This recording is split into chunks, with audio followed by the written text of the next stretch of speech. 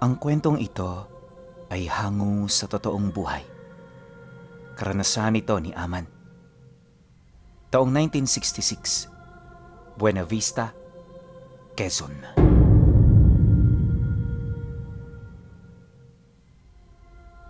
Matagal nang nakatira ang pamilya ni Aman sa Buena Vista. Parte sila ng mga unang taong nanirahan dito, kaya halos lahat ng nakatira sa baryo, kakilala nila. Likas ding may kaya ang kanilang pamilya, kaya naman minsan, hindi nila naranasang matanggihan. Dagdag pa ni Ama na, nung nabubuhay pa ang tatay niya, ito ang pinakamadiskarteng taong nakilala niya. Lahat ng pwedeng pagkakitaan pinapasok nito, kaya naman hindi nagtagal. Nalagpasan na nito ang mga taong minsan lang nilang tiningala. Ang kaso lang, dahil sa ganun nitong talento, kung kaya't marami rin yung nakaaway. Hindi nagtagal, tuluyan na nga yung ipinapatay. Nung mawala ang kanyang ama, doon na rin nagsimula ang pagbagsak ng kanilang pamilya hanggang sa hindi naglaon kapantay na nila ang mga taong minsan lang nilang naging trabahador. At sa kasamaang palad, dito na nagsimulang magbanat ng buto itong si Aman. Wala naman yung problema, pinuno, dahil matatag naman siyang tao. Hindi siya marunong uminda ng anumang problema at kahit wala ng pag-asa, nakakaya niya pa ring magpatuloy para sa mga mahal niya. Ngunit sa kabila ng ganun niyang katatagan, paulit-ulit siyang sinubok ng tadhana. Ayon sa kanya, na kahit ibinibigay niya na noon ang lahat, hindi niya maalis-alis ang magulong estado ng kanilang pamilya. Tuwing umuwi siya, palaging magulo sa loob ng bahay. Nakakasawa ng pakinggan ng mga bangayan at kung hindi dahil sa nanay niya, matagal na niyang nilayasan ang mga kapatid niyang wala namang ginagawa. Sinusubukan naman niya itong kausapin pero maging siya man tila bang wala ng boses sa loob ng bahay. Inakala niya na magagawa pa niya itong maresolba pero sa katagalan na ganon at ganon ang sistema, unti-unti na rin siyang nanawa. Hanggang sa dumating na ang punto na magdesisyon na siyang bumukod sa mga ito. Isinama siya noon ng kanilang ina dahil sa alam niyang hindi naman yun maaalagaan ng tama. Sa oras na yon ay iwan niya. Nang malaman ito ng kanyang mga kapatid, di naman siya nito pinigilan. Pag-alis nila ng bahay, agad silang tumawid sa Karatig Baryo kung saan naroon ang lolo niyang nag-iisa na lang din sa bahay. Balak niyang manirahan kasama ito dahil sa alam niya na hindi sila nito matitiis. Nga pala, pinuno, tatayo ng tatay niya. Minsan na rin itong nanirahan sa bahay nila pero nung nawala ang kanyang ama, nagdesisyon na rin itong bumukod. At magmula noon, di na nila yun gaanong nakikita. Gayunpaman, patuloy pa rin siyang umaasa na maayos ang lagay ng lolo niya. Pagdating nila sa Karatig Baryo, agad naman silang sinalubong ng kanilang mga kadugo. Napansin kasi ng mga ito na marami silang dalang gamit, kaya nagkusa na yung tumulong. Hindi nagtagal, nang marating na nila ang bahay ng lolo niya, bahagya siyang napahinto nang marinig niyang magwika ang isa sa mga pinsan niya nang, "Aman, malaki na ang ipinagbago ni Lolo Flavio kaya huwag kang umasa na siya pa rin ng dating taong kilala mo. Mag-iingat kayo dahil madalas siyang magwala at manghabol ng itak." Pagkasambit nito ng mga kataga, medyo nakaramdam siya ng kaba kasi hindi niya sukat akalain na mayroong ganoong ugali ang lolo niya. Sa pagkakakilala niya kasi rito, mahinahon yun kagaya ng kanyang ama. Mapagbiro rin ito sa mga taong kalapit nito at madalas makikita mo yung nakangiti sa kabila ng problemang araw-araw nitong kinakaharap. Dahil sa kanyang mga nalaman, medyo hindi siya kaagad naniwala. Sa isip-isip niya, walang ideya ang pinsan niya sa mga bagay na sinasabi nito sa kanya. Kaya naman bago pa sila magkaroon ng argumento, pinili na lamang niyang manahimik at magpatuloy sa paglalakad hanggang sa makalapit na siya sa pinto. Pagkatok niya ng 3 beses, agad naman yung binuksan ng lolo niya na kanina pa palang nakikinig sa mga pinag-uusapan nila. Pagsilay nito sa kanya, bahagya naman yung napangiti, kasabay ng pagwika nito ng, Masaya akong makita kang muli, apo. Pagpasensyahan mo na yung pinsan mo. Alam mo kasi, magmula noong nawala ang iyong ama, hindi na naging maganda ang namamagitan dito sa amin.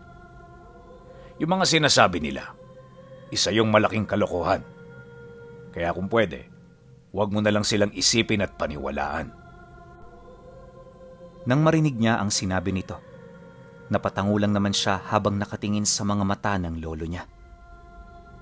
Maya-maya pa, nang mapagtanto nito na wala na siyang sasabihin, agad naman yung tumayo malapit sa gilid ng pinto, senyales na pinapapasok na sila nito sa loob ng bahay. Nang mapagtanto naman nila ito, agad nilang hinila ang mga dala nilang gamit hanggang sa tuluyan na sila roong nakapasok. Matapos nun, bahagya muna silang nagpahinga bago isa-isang iligpit sa silid ang mga gamit. At habang ginagawa nila ito, nagpatuloy ang pangungumusta ng matanda. Tinanong din ito ang sitwasyon sa bahay nila upang malaman ang kasalukuyan doong nangyayari. Pero dahil sa ayaw niyang mag-isip ito ng kung ano-ano, pinili niyang itago rito ang hindi magandang ugnayan nila ng kanyang mga kapatid. Bukod kasi sa ayaw niya itong mag-alala, nais din niyang maging maganda ang simula ng kanilang pagsasama. Matapos naman yung marinig ng lolo niya, tsaka pa lamang sila nito ni Yayang kumain. Pagsapit ng gabi, naging komportable naman silang mag-ina sa loob ng tahanan nito. Wala sila roong napansing kakaiba, maliban na lang sa mayat-mayang paglalakad ni Lolo Flavio na para bang may kung ano itong ginagawa. Rinig na rinig ito ni Aman, gawa ng sa bawat paghakbang nito, lumalangit-ngit ang sahig na gawa sa purong kawayan. May katandaan na rin ang bahay, kaya konting kilos mo lang, may maririnig ka talagang tunog. Ang kaso, dala ng matinding pagod, hindi niya na yun gaanong pinansin. Dumaan ang mga araw, sinikap niyang matulungan ito sa mga gawaing bahay. Naghanap na rin siya ng trabaho sa baryo para naman hindi sila maging pabigat dito. Ikinatuwa naman yon ng lolo niya, gawa ng aminado rin ng matanda, nakapos ito sa buhay. Dagdag pa nito na, wala nang mas papait pa sa isang matandang iniwan ng sarili nitong pamilya.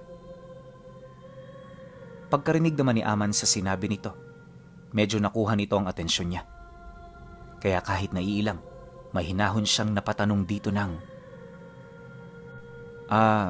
Lolo Flavio, bakit ho kayo iniwan nila inang? Tsaka, saan ho sila pumunta? Bakit ho parang biglaan naman? Mahabang istorya, apo. Pero ang masasabi ko lang sa'yo, may mga bagay kaming hindi napagkasunduan. At imbis na araw-araw namin itong pag-awayan, minabuti na lang nilang umalis kasama ng aming mga anak. Oo, masakit sa simula, pero nakaya ko ring tumayo ng walang sinasandigan. Nagpapasalamat nga ako sa iyo dahil kahit apo lang kita, nandito ka para maging kaagapay ko. Sagot naman ito sa kanya. Nang marinig niya ang sinabi nito, hindi na siya nakaimik. Bukod kasi sa ayaw niyang manghimasok, aminado rin siyang umiiwas siya sa mga usaping masyado ng malalim at personal. Nang mapansin naman yon ng lolo niya, napangiti lang naman ito sabay wika ng, Ay, wag na natin yung pag-usapan. Mahirap na. Baka masira na naman ang araw nating dalawa. Dumaan ang ilang linggo. Namuhay sila ng payapa kasama ng lolo niyang si Flavio. Kung isipin, normal naman ang lahat ng ginagawa nito. Wala rin siyang nakikitang kakaiba hanggang sa isang gabi, nalaman niya na pasimple palang umaalis ng bahay ang matanda kapag nagpapahinga na sila. Dumadaan ito sa likod ng bahay kung saan mula sa lugar na yon, nagkalat ang matataas na mga talahib. At ang daang nagdudugtong dito, alam niyang patungo sa isang maliit na sapa kung saan may hindi kalakihang bakawan. Alam niya na wala doon gaanong pumupuntang tao sa kadahilan ng bukod sa naglipa na roon ng mga ulupong, wala ka ring makukuha roon maliban sa mga alimango at hipon. Nananawa na ang mga tao sa ganoong pagkain, kaya kung may manghuli man, napakadalang na lang. Dala ng kuryosidad, dali-dali naman niya yung sinundan para malaman kung saan ito pupunta at kung ano ang sadya nito sa ganoong oras. Habang sinusundan niya ito, inakala niya talaga na manghuhuli lang ito ng alimango. Bukod kasi sa maliwanag ang buwan, may dala-dala rin itong kapirasong lambat tapos lubid na pangtali. Ngunit ang hindi niya alam, sa ibang bagay pala ito gagamitin. Sa loob ng ilang minutong paglalakad, maingat niyang sinundan ang dinaraanan nito. At para naman hindi siya nito mapansin, di niya nagaanong hinahawi ang mga dahon ng talahib na humaharang sa kanyang daan. Maya-maya pa, pagdating niya sa may bakawan, may nakita siyang isang lumang kubo na nakatirik sa tabi ng isang malaking puno. Madilim na ang parte ng lugar, kaya bago lumapit ang matanda, nagsindi na ito ng sulo. Kaswal din itong binuksan ng pinto na para bang matagal na itong nagpapabalik-balik sa lugar na yon. Matapos naman niya yung masilayan, hindi na siya nagdalawang isip na sumunod. Ngunit habang papalapit siya sa bahay na yon, kapansin-pansin ng tila bang pagsimoy ng masamang hangin. May naririnig na rin siyang ungol ng tao sa loob na para bang pinapahirapan ito. Hindi nagtagal, nang makalapit na siya sa pinto, pumungad sa kanya ang lolo niya na nakatayo sa harapan ng 6 na nilalang na nakagapos sa dingding ng kubo. At habang pinagmamasdan niyo ng matanda, panayang pakikipag-usap nito rito na para bang ordinaryong tao ang kaharap nito. Nang masipat naman niya ng tuluyan ang mga nilalang, bigla siyang napapasok sa loob ng kubo habang gulat na gulat yung pinagmamasdan. Nang mapansin naman siya ng lolo niya, dali-dali siya nitong pinigilan na lumapit dito. At para bumalik ang kanyang wisyo, napilitan itong ibalibag siya sa dingding habang kinakausap ng masinsinan. Pagpang-abot ng mga paningin nila, paulit-ulit siya nitong pinagmumumura kasabay ng pagsasalita nito ng kung ano-ano sa kanya. Dahil sa pangyayari, napalitan ng pagkabahala at pagkasindak ang takot na kanyang nararamdaman. Batid niya kasi na galit na ang lolo niya dahil sa patago niyang pagbuntot dito. Ilang minuto pa ang lumipas nang medyo mahimasmasa na siya, unti-unti na siya nitong binitawan. At sa muling pagsilay niya sa mga nilalang, nakita niya ang mukha ng kanyang lola kasama ng mga tiyuhin niya. Napakadudungis na ng mga itsura nito. Tapos kapansin-pansin ang kabangisan sa kanilang mukha dahil sa mga nanlilisik nilang mga mata. Lumuluha na rin yun ng dugo. Tapos ang nakakabahala sa lahat, umaangil ang mga ito na para bang mga hayop. Paulit-ulit din siya nitong sinusubukan na sunggaban na animoy gustong-gusto siya nitong patayin. Matapos naman niyang maranasan ang lahat ng yon, napansin niya na nakatago na pala siya sa likod ng lolo niya. Paghawi niya ng damit nito, agad siya nitong inalalayan papalabas upang mailayo sa kanyang mga nakikita. At nang maisarado na nito ang pinto ng kubo, dito na siya nito kinausap ng masinsinan. Pasensya ka na, Apo. Hindi ko gustong maglihim sa inyo. Pero wala akong magagawa. Hindi lahat ng tao makakaunawa sa kalagayan ng pamilya ko. Kaya hindi ko ito ipinagsasabi sa kung kani-kanino. At ngayong nalaman mo na ang tungkol sa kanila, mukhang kailangan ko na rin yatang magsalita. Bungad na wika nito sa kanya. Ayon kay Lolo Flavio, nagsimula ang lahat ng yon nung naging madalas ang pagbisita ng kakambal nito sa kanilang pamamahay. Noon pa man, hindi na sila magkasundo ng kakambal niya, kaya hanggat maaari umiiwas talaga siya. Pero sa mga pagkakataong yon, parang may kakaibang pakay ito sa kanila. Nararamdaman yon ng lolo niya, kaya kapag dumarating ito, palagi ditong nakamasid ang kanyang mga mata. Kaso lang, hindi sa lahat ng oras nababantayan niya ang kakambal niya. May mga pagkakataon kasing meron itong pinagkakaabalahan, hanggang sa hindi na niya nalaman na may itinanim na pala sa kanyang pamilya ang kakambal niya. At sa pagdating ng panahon na hindi na yun nakakabisita, unti-unti na niyang napapansin ang tila bang kakaibang asal ng kanyang asawa. Nagsimula ito sa lola ni Aman, hanggang sa mahawaan ito ang kanilang mga anak. At para hindi yun malaman ng baryo, ipinalabas niya na lumayas ang mga ito sa sarili nilang kagustuhan. Matapos nilang matupad ang kanyang plano, itinago niya yun sa kubo. Tulong-tulong sila sa pagtayo nito, hanggang sa dito na nagsimulang manirahan ang kanyang pamilya. Pero ilang araw lang ang lumipas matapos nila yung maitayo, nagsimula nang magbago ang ugali ng asawa niya. Naging mabangis na ito, kaya naman nagdesisyon sila na talian na yon upang hindi na ito basta-bastang makawala. Kinagabihan, nangyari na rin ito sa kanyang mga anak. Masakit para kay Lolo Flavio na gawing ito, pero alam niya na ito ay kinakailangan. At sa paglipas ng mga araw, dito na natali ang buhay niya. Gabi-gabi, bumibisita siya sa kubo upang maghatid ng mga karne ng manok. Madalas ninanakaw niya ang mga ito, gawa ng unang-una, wala naman siyang mga hayop na inaalagaan. Hindi lang din manok ang pinapakain niya sa kanyang mag-iina, gawa ng minsan, karne ng aso at kambing ang nakukuha niya. Nabanggit din ito na, hindi naman yun nagrereklamo na parabang wala na yun sa kanilang mga sariling wisyo. Gayunpaman, kahit alam ni Lolo Flavio na wala na itong pag-asa na gumaling, patuloy pa rin siyang nagbabakasakali na may hangganan ang iniinda nitong mga karamdaman. Matapos naman yung marinig ni Aman, hindi niya mawari kung ano ang kanyang isasagot. Tulalang-tulala siya noong mga sandaling yon, gawa ng may kutob na siya kung ano ang mga nilalang na kanyang nakita. At kahit mahirap itong sabihin, pilit niyang nilakasan ang kanyang loob sa paniniwalang ito ang makapagbubukas sa nakasaradong puso ng matanda. Lo, di ho ba yung mga katangian nilang yan parang kahawig na ho ng sa aswang?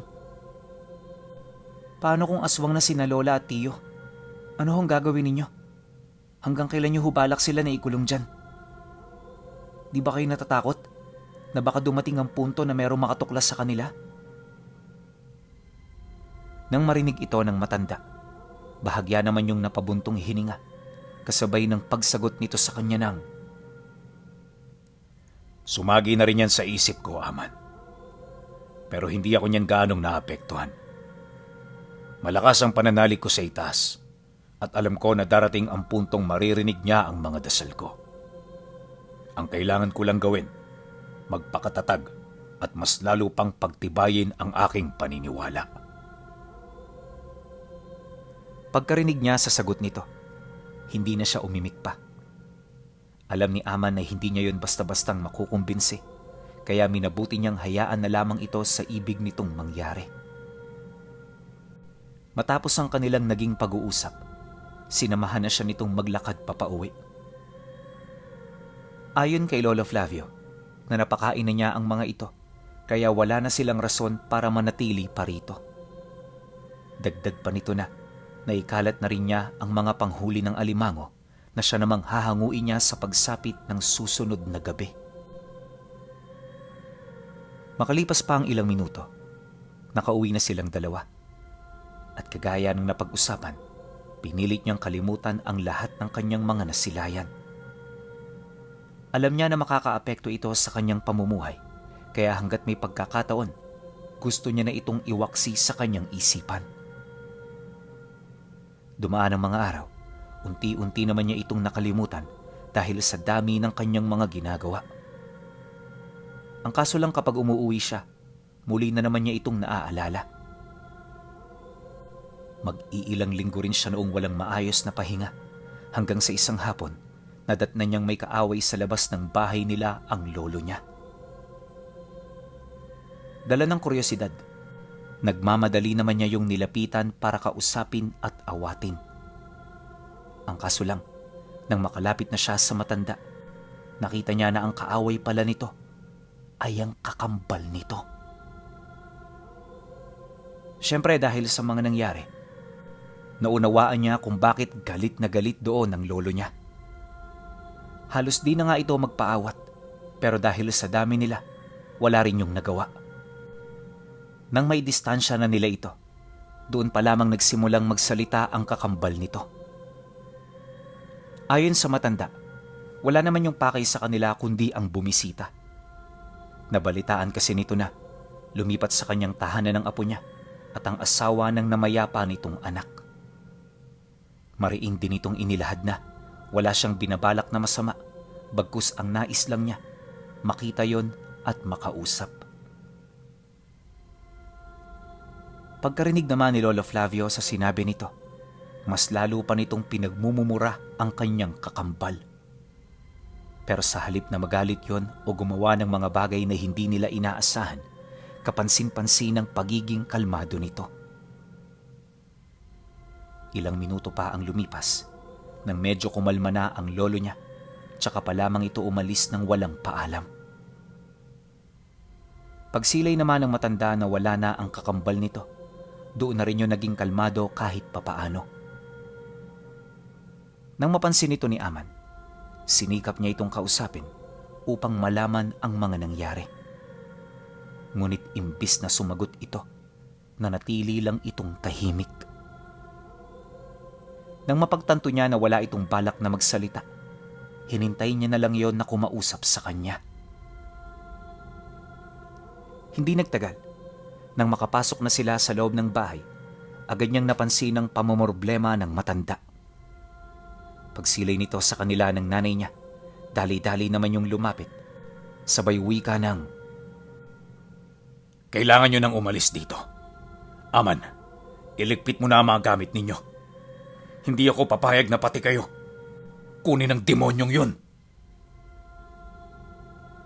Pagkasambit nito ng mga kataga, agad naman siyang umalma kasi wala na talaga silang mapupuntahan. Ayaw na ayaw nilang bumalik sa kanilang tahanan at ayaw din nilang manuluyan sa mga kadugo nilang alam niya na hindi maganda ang pakikitungo sa kanila. Kaya naman kahit ipinagtatabuyan na, pilit siya ritong nakiusap. Ngunit sa kabila ng mga pagmamakaawa, hindi siya nito pinagbigyan. At bilang pagpapakita ng awa ni Lolo Flavio sa kanila, binigyan sila nito ng 3 araw para makapaghanap ng bagong malilipatan. Nang marinig naman niya ang sinabi nito, hindi na siya nagreklamo. Sa isip-isip niya, mahaba ang 3 araw, kaya makakapaghanda siya. Posible ring mapabago niya ang isip ng lolo niya, kaya hanggat naroon sila, hindi siya nawawala ng pag-asa. Ngunit ang hindi niya alam na dahil sa ibinigay nitong mga araw, masasaksihan niya ang karumal-dumal na pangyayari sa loob ng tahanan nito. Kinabukasan, balik normal na ang lahat. Bagaman may mga nangyari, sinikap niyang maging normal ang pakikitungo sa matanda. Hindi na rin siya nagsalita ng kahit na ano upang hindi ito pagmula ng gulo. Ang kaso, pag-uwi niya kinahapunan, nadatnan niya si Lolo Flavio na nasa loob ng bahay nila. Nakabukas ang pinto noon, kaya malayo pa lang nakikita niya na ito. Akala niya wala yung kasama, pero pagpasok niya, bumungad sa kanya ang kakambal nito na panayang titig sa nanay niya. Hindi niya mawari kung ano ang ibig ng taong yon, pero base sa ginagawa nito, mukhang may binabalak itong hindi kaaya-aya. Kapansin-pansin din ang pabuka-buka ng labi nito kahit wala yung kausap. Matapos naman niya yung masilayan, Agad niya itong ipinagbigay alam sa lolo niya. Ngunit sa halip na sumagot ito, tulala lang itong nakatingin sa kung saan na parabang malalim ang iniisip nito. Maya-maya pa, nang akmang kikilos na siya para ilayo roon ng nanay niya, bigla itong nagsalita. Huwag ka nang magmatigas, Apo. Nahuli na tayo. Pasensya ka na. Hindi ko inaasahan ang pangyayaring ito. Pagkasambit nito ng mga kataga, di siya nagpatinag. At imbis na panghinaan, pinili niyang kaladkarin papalabas ang nanay niya upang subukan itong iligtas. Ngunit di pa man niya yun nahahawakan, bigla na lamang itong sumuka ng itim na likido. Ganon din ang nangyari sa kanyang lolo hanggang sa paunti-unti naligo na ito sa likidong isinusuka nila. Pagbaling naman ng tingin ng kakambal nito sa kanya, bigla nitong sinarado ang pinto at mga bintana gamit lamang ang kanyang isipan. Nang masipat yun ni Aman, agad siyang lumapit dito para puwersahan itong buksan. Ang kaso, masyadong mahigpit ang mga trangka, kaya bandang huli, wala na rin siyang nagawa. Ilang minuto pa ang lumipas, dahan-dahan ang binalot ng kadiliman ang buong paligid. Sinasabayan ito ng kakaibang tunog na parabang sumasabay sa hangin. Hindi niya mawari kung ano ito, pero sa oras na pumapasok yun sa tenga niya, nagbibigay ito ng katakot-takot na sensasyon sa katawan niya. Kaya kahit nang hihina, pilit niyang binuksan ang pinto hanggang sa may makarinig ditong tao na napadaan lang. Malakas kasi ang kalabog sa labas, kaya rinig na rinig ito ng mga taong malapit sa bahay. Paglapit naman ng taong yon, sapilitan nitong binuksan ang pinto hanggang sa magawa na siya nitong mahugot papalabas. At nung nakatakas na siya, hindi niya na ito kinausap pa. Basta ang ginawa niya, tumakbo ng mabilis papalayo sa bahay nila. Nung mapansin naman yon ng lalaki, hindi nito maiwasang magtaka at tumawag pa sa kanya. Pero bago pa man ito makalayo sa tahanan nila, dinakma na yon ng kakambal ng lolo niya. Pagpasok nito sa loob, agad na sumarado ang pinto. Matapos nun, wala na siyang narinig na kahit na anong ingay sa paligid. Nababahala man sa posibleng nangyayari sa loob ng bahay, hindi niya na yon pinakialaman. At nang makalayo na siya rito ng tuluyan, pilit siyang nagtago sa bahay ng kanyang pinagtatrabahuhan. Hindi niya sinabi ang mga nangyari. Basta ang ipinakiusap niya rito, doon na muna siya titira hanggat hindi pa naayos ang kanilang problema. Dagdag pa niya na, hindi niya kailangan ng dagdag pasahod ni libreng pagkain habang dito siya namamalagi. Ang nais lang niya, magkaroon ng matutuluyan pansamantala. Dahil sa kanyang sinabi, wala namang nagawa ang amo niya kundi ang sumang-ayon. Kung iisipin kasi, pabor ito sa kanya dahil anumang oras pwede na niyang matawag at mautusan itong si Aman. Dumaan ang araw na yon, wala na siyang narinig kahit ano mula sa kanilang tahanan. Pero tuwing sumasapit ang gabi, parang may naririnig siyang umiiyak sa labas ng kanilang tinutuluyan. Takot na takot siyang silipin ito dahil yung boses na naririnig niya hindi nalalayo sa tinig ng nanay niya. Inakala rin niya na habang buhay niya itong maaatim na ipagsawalang bahala, pero sa loob ng ilang linggong pagpaparamdam nito, dahan-dahan na rin siyang nakakaramdam ng panghihina. Hindi naglaon. Napalitan ito ng pagmamalabis at kagustuhan niyang makita ang nilalang na gumagawa ng tunog na yon. Kaya naman isang gabi, habang tahimik ang paligid, matyaga siyang nagmasid. Yung tinutuluyan niya kasi, malapit lang sa bintana, kaya madali na lang sa kanya ang makasilip. Mula alas 8 ng gabi hanggang alas 12, pinagtyagaan niyang sumipat sa labas, pero wala siyang nakita. Ngunit pagtungtong ng alauna ng madaling araw, bumungad sa kanya ang kakambal ng lolo niya na marahang naglalakad sa kalsada. May bitbit itong lubid at sa dulo ng mga lubid, naroon ang kanyang lolo Flavio at ang kanyang ina. Habang hinihila ito ng matanda, sumusuka ito ng itim na likido na siya namang tumutulo sa lupa. Nang masipat naman niya ang mga ito, gustong-gusto niya yung tulungan pero wala siyang magawa. Kaya naman kahit labag sa kanyang loob, pinili niyang manatili sa loob ng kanyang silid.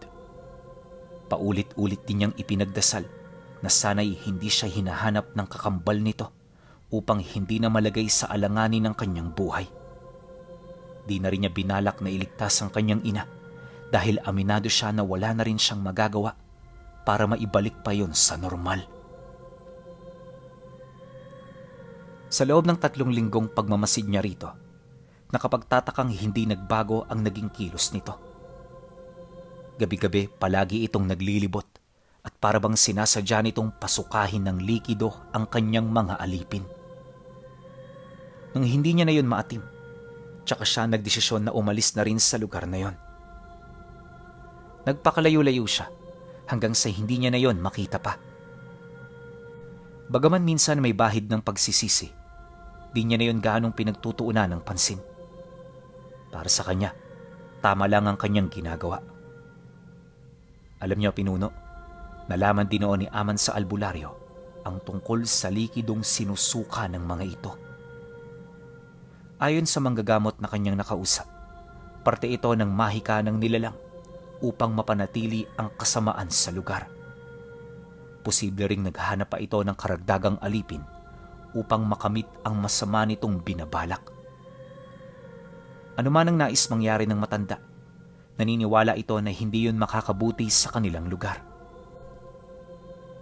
Magmula noong narinig niya ito, binalot siya ng matinding katanungan ukol sa mga mangyayari pagkatapos nitong maisakatuparan ang kanyang mga binabalak. Ngunit sa kasamaang palad, hindi niya na yon nagawang malaman pa dahil hindi na rin niya binalak na bumalik sa lugar nila. Pero sa kabila nito, nananatili pa ring anino at bangungot niya ang minsan niyang nasaksihan na walang awang kakambal ni Lolo Flavio.